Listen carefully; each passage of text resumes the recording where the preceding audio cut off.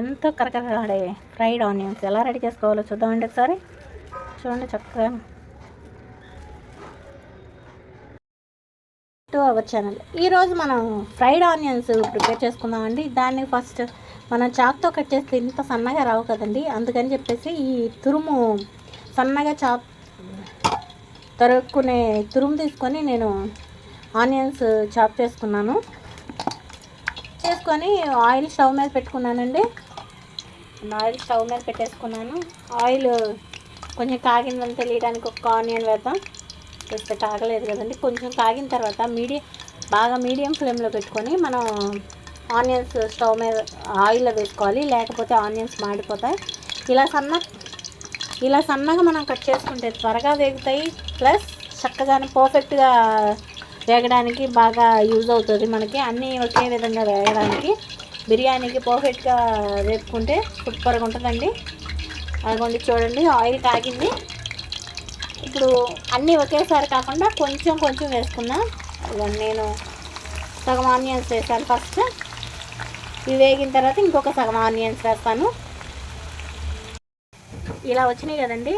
ఇలా ఫ్రై అయినప్పుడు మనం తీసేసుకుందాం కొంచెం. ఎందుకంటే మనం కొంచెంసేపు ఉంచామనుకోండి ఇవి మాడిపోతాయి, అప్పుడు టేస్ట్ మాడిపోతాయి. అసలు వెంటనే కలర్ చేంజ్ అయిపోతుంది ఆనియన్స్. ఇలా తీస్తే మనకు పర్ఫెక్ట్ కలర్ వస్తుంది. వేగలేదు అనుకోవద్దు, ఇవి చక్కగా వేగిపోయినాయి. చూసారా, వెంటనే కలర్ చేంజ్ అవుతున్నాయి.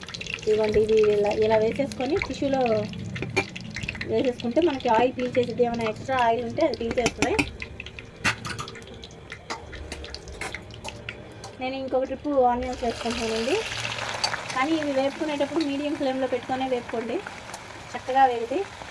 లేకపోతే కొంచెం హై ఫ్లేమ్లో పెట్టుకొని వేపుకుంటే మాడిపోతాయి. చక్కగా మీడియం ఫ్లేమ్లో పెట్టుకొని వేపుకోండి. ఇదిగోండి, ఇది అయిన తర్వాత కొంచెం చల్లారిన తర్వాత, ఇవి చల్లారలేదు ఇంకా, చల్లారిన తర్వాత చూపిస్తాను. ఇలా అనుకుంటే మనకు విడిపోతాయి ఇవి ఆనియన్స్. ఇవిగోండి fried onions. ఇదిగోండి ఇలా మనం ఇలా అంటే చక్కగాను తిరుగుతున్నాయి. కొంచెం ఇదిగోండి, అసలు ఇలాగా పర్ఫెక్ట్గా వేయించుకుంటే మనం బిర్యానీ సూపర్గా ఉంటుందండి.